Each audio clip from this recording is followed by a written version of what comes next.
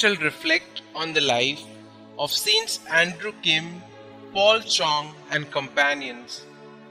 The Christian faith first sprouted in Korea when Yi Sung-hoon started to study Christian doctrine by himself and was eventually baptized as Peter in 1784. In the beginning, because of their belief in God, the early Korean Christians were constantly persecuted, rejected by their own families, and subjected to loss of not only their social rank but even their fundamental human rights.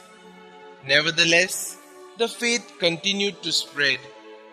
The Christian community in Korea, which had begun without any priestly ministers, finally got the assistance of 2 Chinese priests, and another 40 years passed before the Paris Foreign Mission Society began its work in Korea with the arrival of Father Maubant in 1836.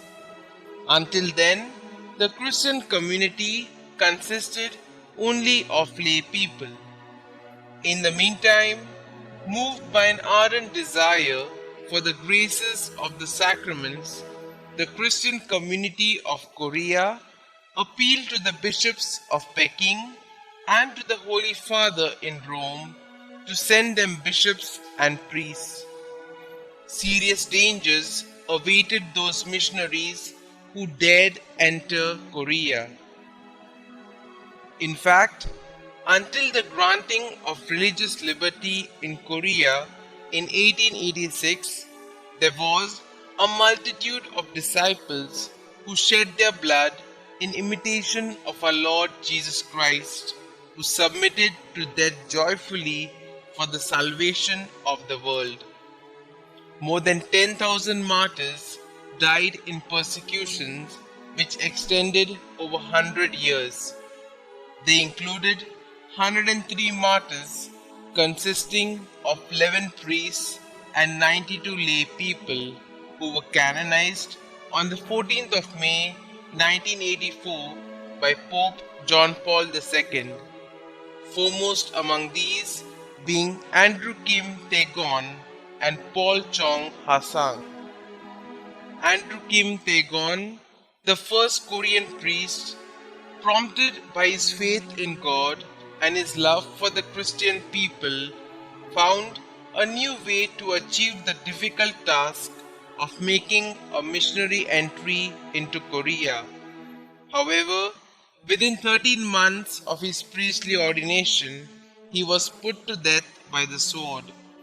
Barely 26 years old, and the oil of chrism still fresh on his hands. Paul Chong Ha-sang, Augustine Yu Ching-gil, and Charles Cho Shing-chol had made several visits to Peking, seeking more effective ways of introducing missionaries into Korea. Since the persecution of 1801, there had been no priest to care for the Christian community. Finally, they succeeded in opening a new chapter in the history of the extension of the church in Korea with the arrival of a bishop and some priests of the Paris Foreign Mission Society.